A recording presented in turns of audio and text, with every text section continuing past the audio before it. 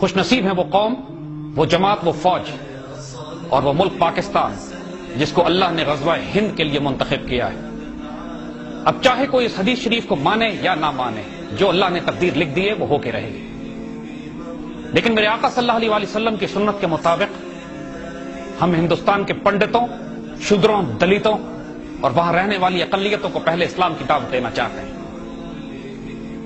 تمام ہندوؤں کی کتابوں میں حضور صلی اللہ علیہ وسلم کے تشریف لانے کی خوشخبری اور بشارت دی گئی ہے۔ یہ ہندو پنڈت اچھی طرح جانتے ہیں کہ حضور صلی اللہ علیہ وسلم آخری نبی ہیں، اللہ کی طرف سے بھیجے گئے ہیں اور آنے والے دور میں حضور کی حکومت نے دنیا میں قائم ہونا ہے۔ اس کے باوجود یہودیوں کی طرح یہ سچ کو چھپاتے ہیں۔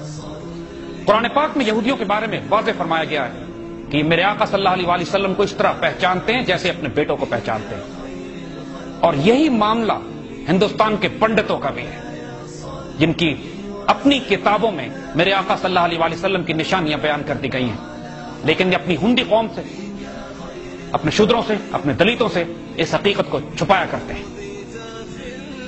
حضور صلی اللہ علیہ وسلم کی سنت مبارکہ پر ہم آج حجت تمام کرنا چاہتے ہیں تمام ہندوستان پر۔ ہم انہیں اسلام کی دعوت دیتے ہیں، ہم انہیں اللہ کے رسول کی طرف بلاتے ہیں، ہم ان کو وہ باتیں یاد کراتے ہیں جو ان کی اپنی کتابوں میں، تاکہ دنیا میں اور آخرت میں اللہ کے مقابلے پر اگر وہ آنے کا فیصلہ کریں تو پھر ان کو شکایت نہیں ہونی چاہیے جب اللہ ان کو دنیا اور آخرت میں ہمارے ہاتھوں رسوا کرے۔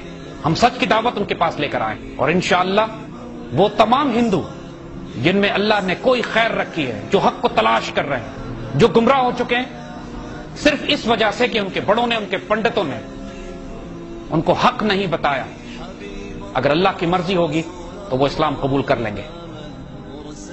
اگر اللہ نے ان کے نصیب میں گمراہی اور ضلالت لکھ دی ہے تو پھر انشاءاللہ آنے والے وقتوں میں حق و باطل کا فیصلہ میدان جنگ میں ہوگا۔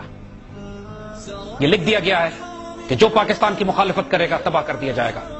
یہ لکھ دیا گیا ہے کہ جو اللہ اس کے رسول صلی اللہ علیہ وسلم کی مخالفت کرے گا دنیا اور آخرت میں ذلیل و رسوا کیا جائے گا۔ ہندوستان کے پنڈتوں اور ہندوؤں کو آج ہم اسلام کی دعوت دے رہے ہیں۔ ہمارے اس بیان کے بعد ایک فقیر یہ پیغام آپ تک پہنچائے گا۔